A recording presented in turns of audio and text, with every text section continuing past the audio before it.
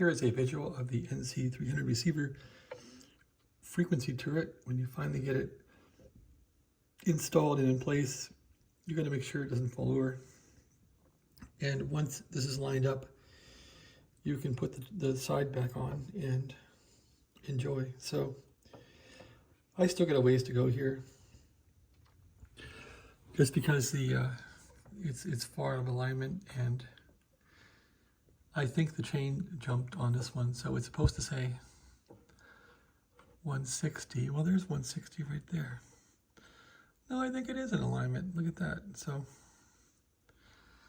yep, I think now I just put the side back on and it would work. Looks like it is lined up, son of a gun.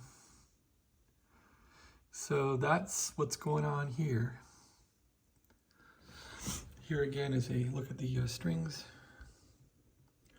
the pulleys.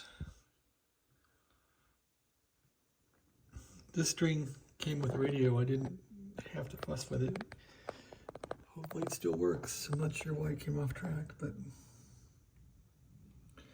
we'll see what happens.